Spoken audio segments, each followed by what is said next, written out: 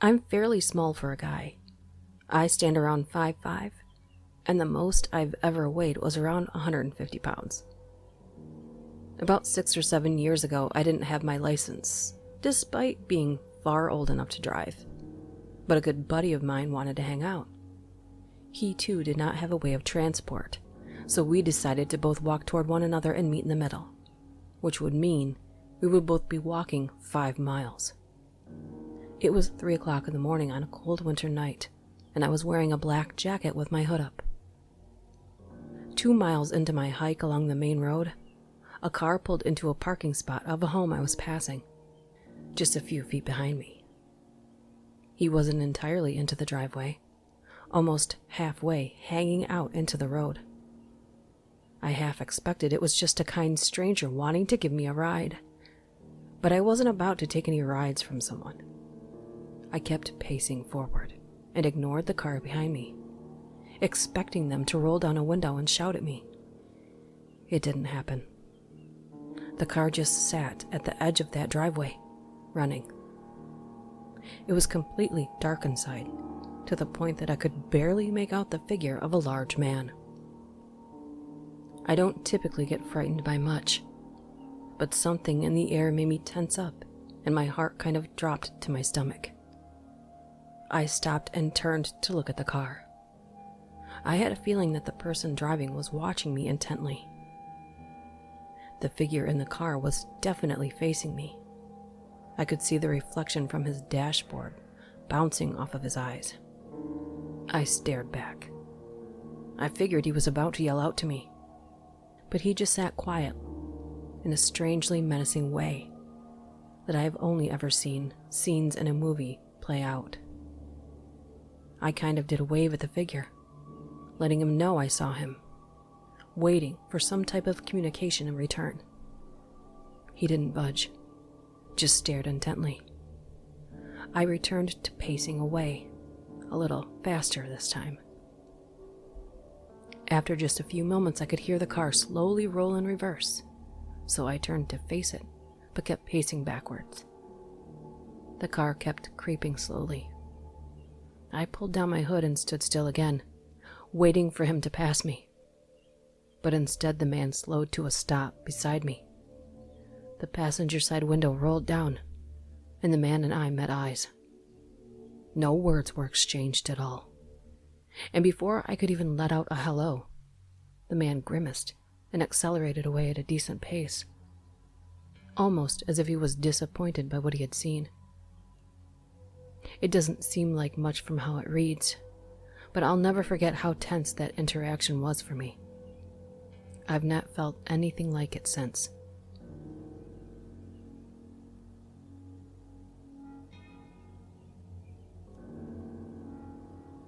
Every few months in a department with over 20 women, we would all come in nearly identical outfits. It was so odd. We were from every age, race, and style, but there'd be a day when everyone would show up in a black skirt and red blouse. A few months later, everyone in brown slacks and a cream-colored dress shirt. A few months later, gray skirt, black sweater. We could never figure out the trigger. Maybe it was a TV show character looking fly in that outfit the night before. A visitor to the building who appeared polished. Nothing. It always creeped me out. It seemed to represent some sort of groupthink or collective consciousness working on us.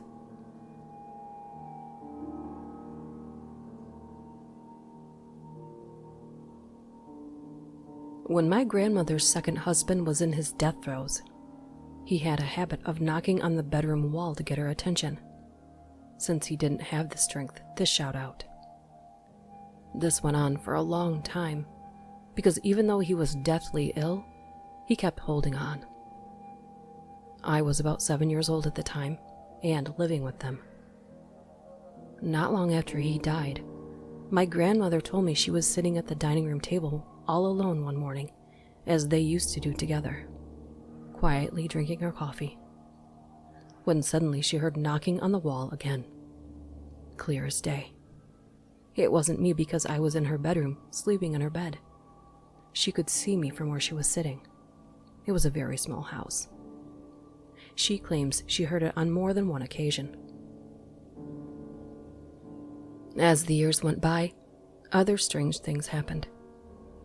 I began to have dreams of a young man in a Navy uniform I'd never met before, watching us sleep in the house, or standing over me in my bedroom.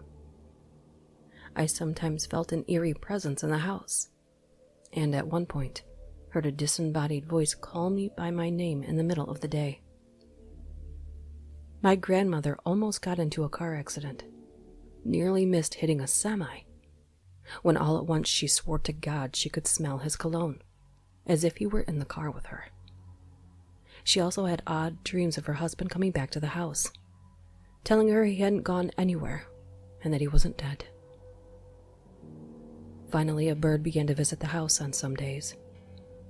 I saw it and heard it myself. The bird would fly to her bedroom window and tap on the window with its beak. It did this many times, and we learned to recognize it. That was the last sign before the odd occurrences began to taper off.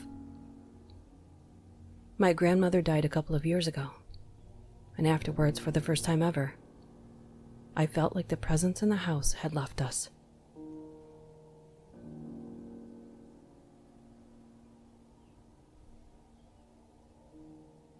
I have dogs that bark at anybody. My mother doesn't live with me, nor has a key to my house. About 4 years ago, I'm sitting in my house, all alone, on a day off from work. Both of my dogs hovering around me. One at my foot, one at the doorway leading into the hallway. It's quiet. I'm Redditing, or doing whatever on the internet. That's when I hear my mother's voice clearly say, "Brian," like she was trying to get my attention from across the house. I just perked my head up a little, stunned, thinking I was hearing things. However, my dogs, as soon as I perked up, so did they. They started growling fiercely in the direction of the voice with their hair raised. We went to inspect the house. There was nothing there.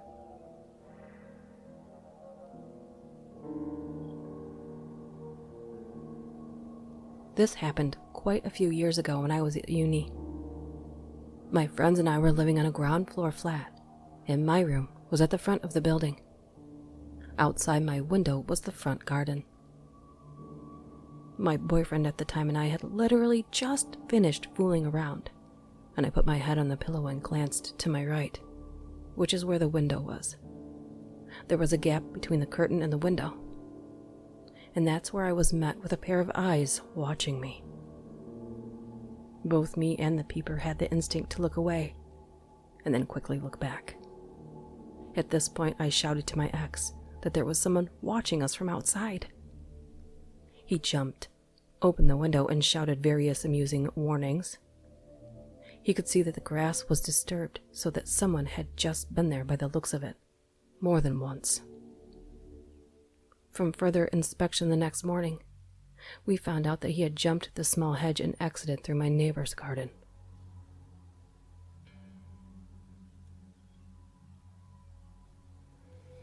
I'm a nurse, and I used to work a day shift at my old job. I was walking down the hallway with my computer on wheels to pass meds one afternoon. I was in between two patients' rooms, not really close to either door, and far away from the nurse's station and kitchenette. I could hear one of the physical therapists talking to a patient in one of the rooms, but no one else was in the hallway. I was looking down at my papers to kind of get myself organized before going to see another patient. And all of a sudden in my right ear, like someone was standing right behind me, I heard a female voice say, "I'm cold," in kind of a jokey way, like someone would do a big shiver and rub their arms and say "brr." I turned around thinking it was my friend, goofing on me, but there was no one there. There was no one in the hallway at all.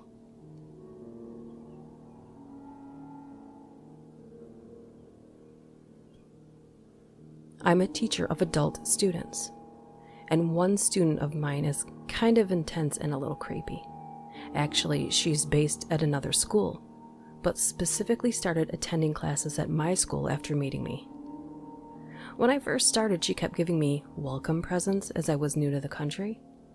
Just simple things like food, postcards, books. It was a nice idea, but seemed a bit excessive. She added me on social media, then got upset when I didn't reply to her constant messages. I told her that I didn't really use social media. I didn't see her for a few months and figured she'd just gone back to her own school or stopped studying or whatever, and was relieved that she'd clearly gotten bored of me. But then last week she comes in and gives me an envelope full of photos of me during lessons that she'd taken without me knowing.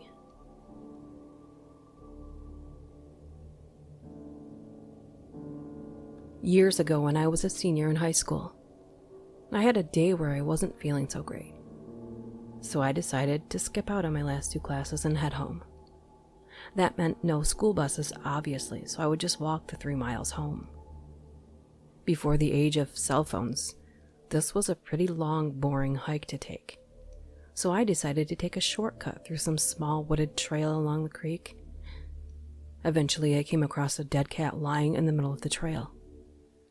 As I walked around it, I noticed another dead cat to my left. Looked to my right, and sure enough, there was another. Creeped out, I looked behind me and noticed 2 more. And yet another 2 more in front of me. They were all laid out in a giant circle, with one in the middle. Almost like a half-assed pentagram. I picked up my pace and got the hell out of there. Never took that trail again. Thinking back, a really weird thing is that there was no visible damage to any of the cats. No blood, no cuts. Just dead.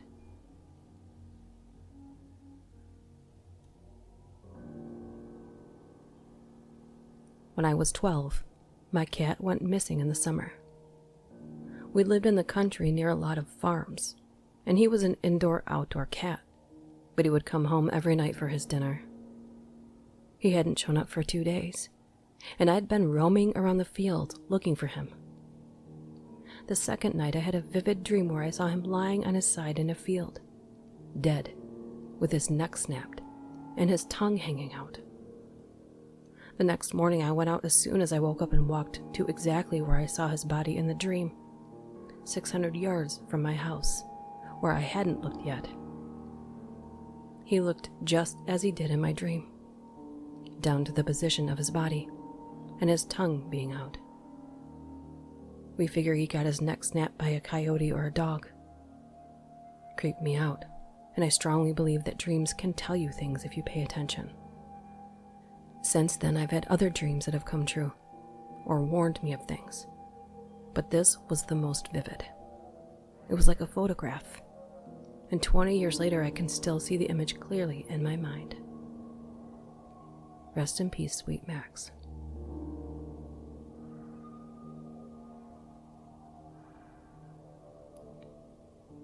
I once worked as a live-in staff member in a college dorm. During the summer, we housed the few summer school students who remained on campus, about 30 of them. It may be significant to point out these students tended toward the highly academically motivated, oftentimes high-stress students. One warm day in late June, my office received a call from a concerned sibling that she and her family were unable to reach out to her brother who lived by himself in a room on the summer school floor. This wasn't unusual, as our office frequently dealt with students avoiding their kith and kin due to frayed nerves or general social awkwardness.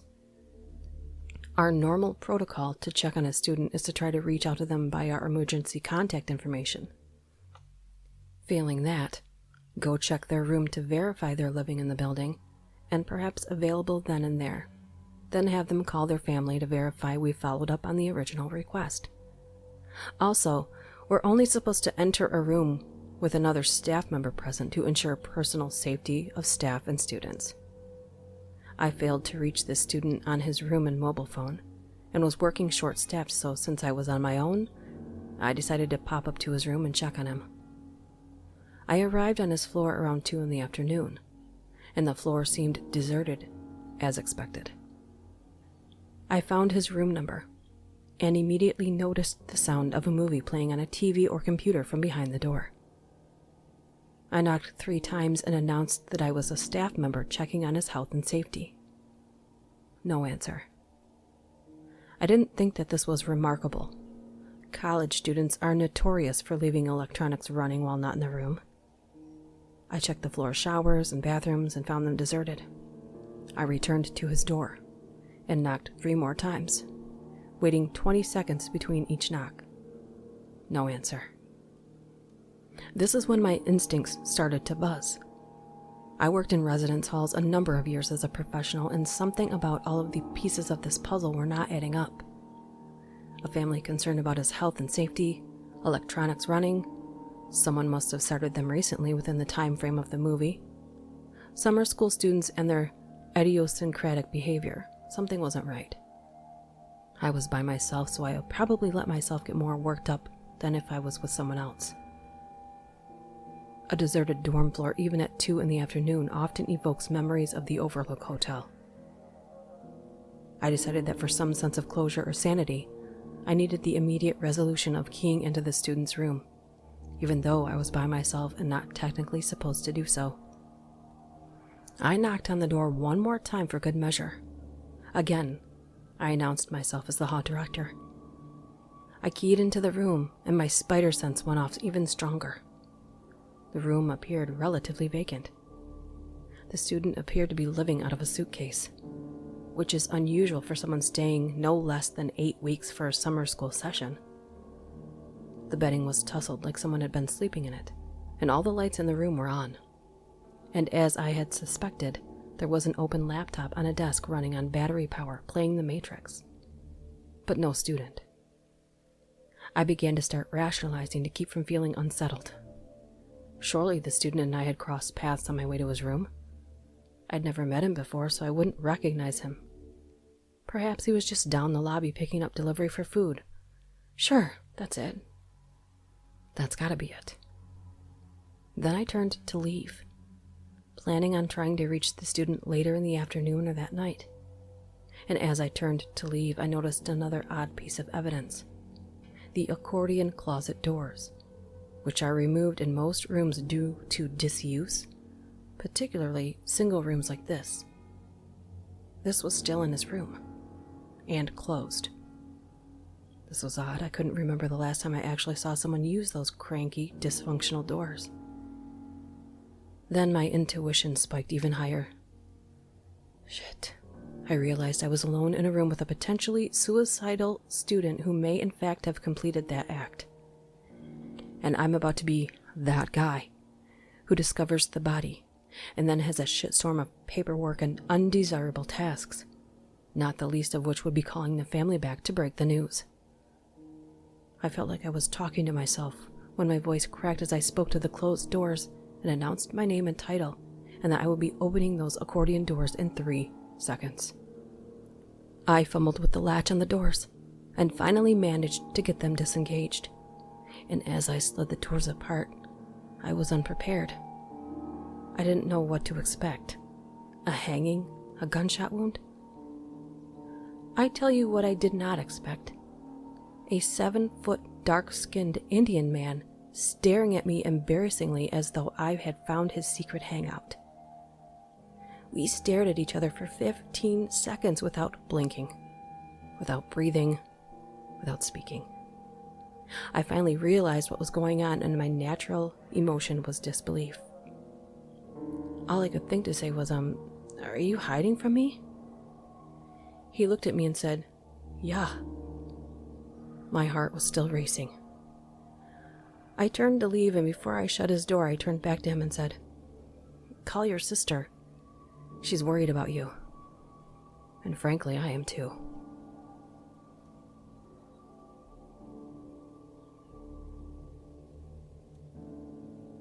Disclaimer: this was not a mountain lion.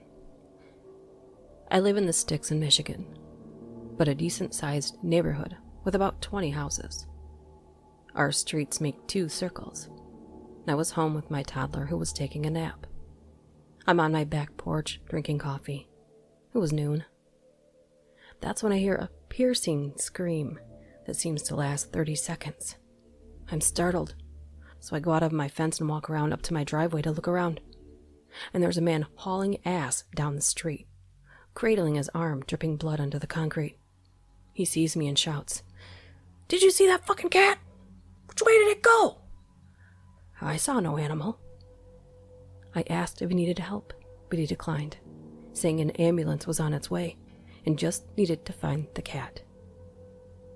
Perplexed, I pulled off my long sleeve and handed it to the guy, telling him to at least wrap his injury.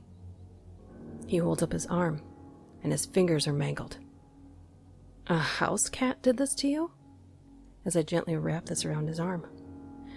"This wasn't a regular cat. We just have to find it." So I help him look. So do a few of our neighbors. Ambulance arrives a few houses down at his place, so we walk down and sit on the curb. Suddenly, commotion from the other way, and a half-dozen people sprinting to the cul-de-sac to corner the animal. It disappears around a house, and we hear a volley of barking. Another man comes from behind the house, running at full speed toward the ambulance. I'm still sitting with Bloody Guy, and Running Guy gives him a tissue. I almost fainted and probably would have if I were standing. Inside the tissue were Bloody Guy's thumb and first finger, with a bit of tissue and nastiness. We never caught the cat. We never caught this cat, and I didn't get a good enough look at whatever it was to figure it out. Bloody Guy said he was weeding his garden, and this giant, black, fuzzy thing with teeth and a tail chomped his hand under the bush and ran. He tried to follow it, but it was too fast. He said it stood taller than his knees, and he was 6'5". He got his digits stuck back on properly, though, and has since fenced his backyard.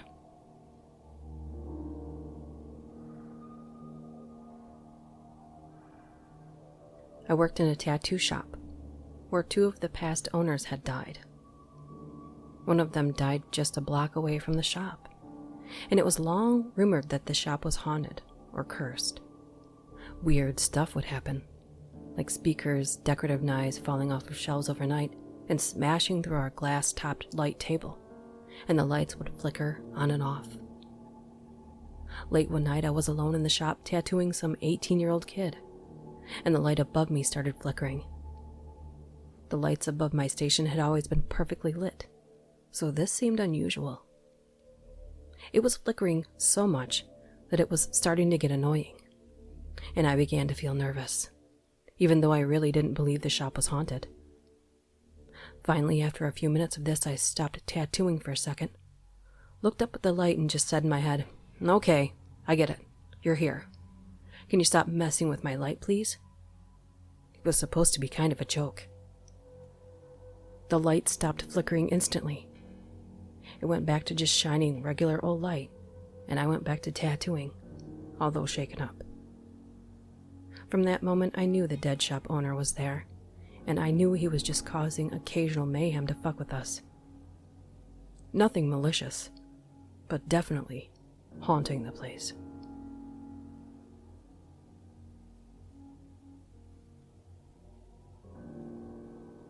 I used to work at a Boy Scout summer camp. Every week I had to take a big group of campers to a secluded spot for their wilderness survival badge, where they had to build a shelter out of sticks, leaves, etc., and sleep in it overnight. This spot was a half-mile from the main camp, but we took an adventurous route that made it seem very secluded. Anyway, on this one night, all the campers had made their shelters. We cooked dinner, and we're all just sitting around the campfire. It was getting late, maybe around 11 p.m., so I sent all the campers to their shelters for the night and started cleaning up the fire. And that's when we heard in the distance what sounded like church bells. They were pretty faint, but myself and my fellow staffers could definitely hear them.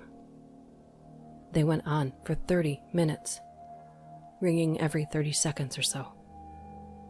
We were all creeped out as there were no churches or towns within 20 miles of us. After the bells stopped, the singing started.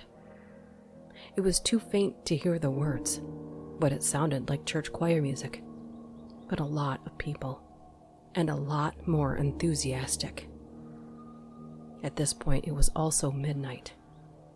The singing went on for well over an hour, sometimes quieting down until we almost couldn't hear it, sometimes getting so loud that we thought it was getting closer.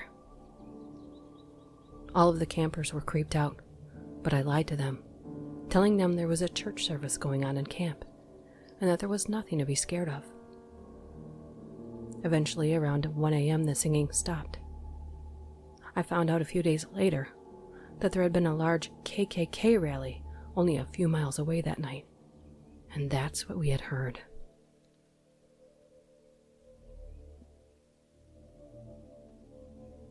A few months ago, I had this really scary dream that seemed so real. In my dream, I was in my bed doing something on my laptop. Suddenly, I had this bad feeling that something wasn't right. Like I somehow knew something was in my room, and that shouldn't be there. I jump off my bed and hurry and flip on my light. I flip it on just in time to see this weird black shadow sphere thing with legs zoom under my bed. I woke up scared and crying, but it felt so real, and I just knew whatever I saw was very evil. The very next day, my dad and I were watching one of those ghost shows like My Ghost Story on TV. In the episode, the woman was in her room, and all of a sudden she felt like something wasn't right. She turned her light switch on just in time to see a weird black shadow sphere thing with legs scurry under her bed. It looked exactly like the thing I saw in my dream, and I flipped the fuck out.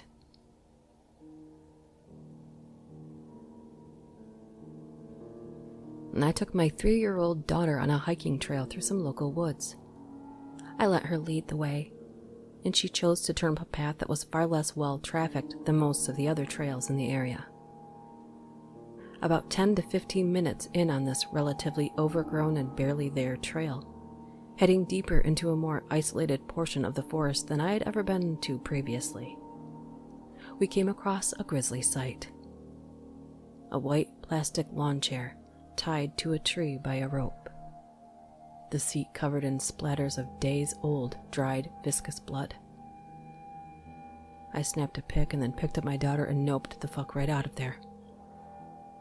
After the fact, I've come to a far less creepy explanation for what we saw. But in the moment, it was creepy as hell.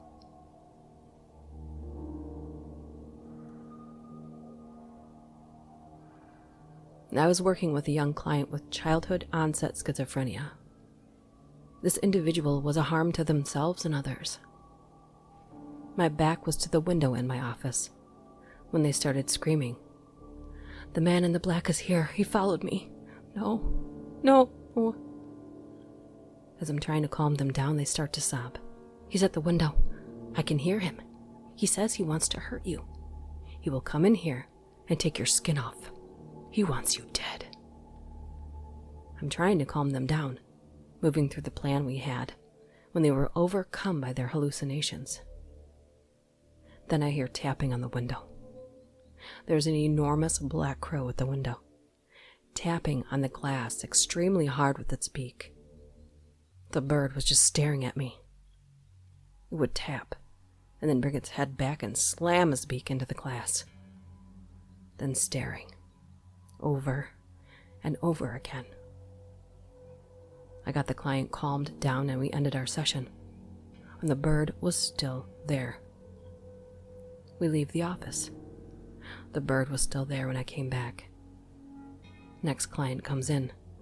Bird was still there. That bird sat at my window another 4 hours, staring and tapping.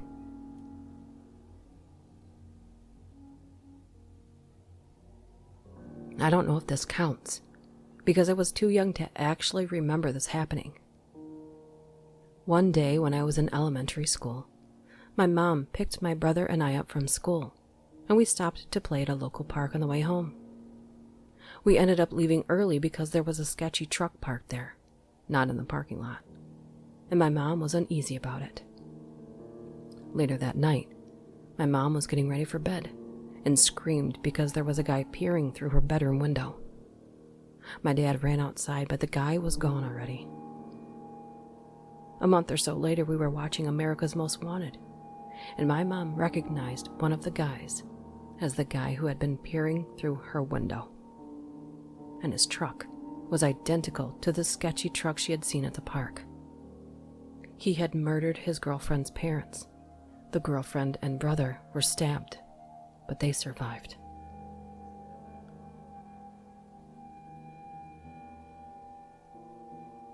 I had a customer come into my work wearing a trench coat and a Ushanka type hat. Looked to have something strapped to his shirt under the coat with duct tape. He left. I messaged my wife about how creepy he was and thought that he might have a bomb in his chest. He came back 15 minutes later and thanked me for being polite and started talking about religion and Obama being the Antichrist. Turns out he was on his way to shoot up the Planned Parenthood and managed to kill 3 people.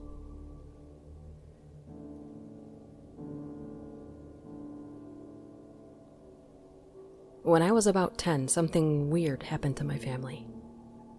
We were all asleep, as usual, and I slept in the same room as my brother, my mom with my father, and my younger brother. In the middle of the night, the safe in my parents' room starts going off as if someone was playing with it. My parents didn't think much about it and went back to bed. And right as they did that, my brother's toys started playing music without anyone touching them.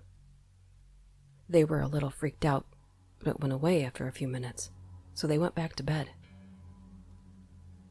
However, in the morning, when my mother brought my brother to the shower, she saw a red handprint on his back that was too big to be hers, but too small to be my father's. I saw the handprint and it looked as though someone had slapped my brother, but nobody did, and he slept quite well.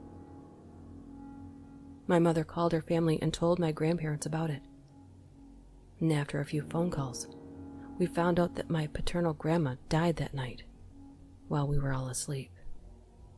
So we came up with the explanation that my grandmother wanted to see the newborn, so she paid us a little visit. My family's a bit superstitious, but apparently it's normal for South Europeans. I'm still unable to explain that, and it's still a little scary to think about.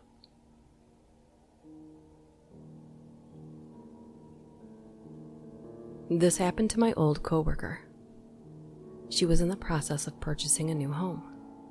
Her and her family would visit the developing home every weekend just to see the progress of the house. A few weeks passed where life got busy and they couldn't visit. Her 3-year-old daughter came up to her one day and said, "Mommy, when are we going to visit the house again? I want to see my friend." She replied, "Oh, okay, sweetie. We're going to go tomorrow, actually." She said, "Yay," and ran off. My coworker thought that maybe she was talking about a neighborhood kid or something, and didn't think much of it. They visit the house the following day, and on the way home, her daughter starts crying. "Mommy, I'm so sad I didn't see my friend." And she replied, "Don't worry, honey. Maybe you'll see your friend next weekend when we go." So my coworker prayed that night to basically bring her daughter comfort and make her forget about this friend. That or have her see whoever this was the next weekend. The next day, her daughter comes running into the room saying, "Mommy, I'm so happy I saw my friend." So she said, "You did? Where did you see your friend?" Confused because she always talked about seeing her friend on the other side of town. "I saw her in the mirror." "What?" "She said she loves me, but she can't see me anymore."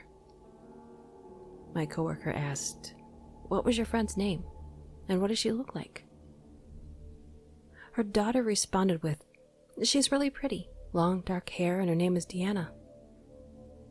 My coworker's heart sank. That was the name of her sister that died at birth.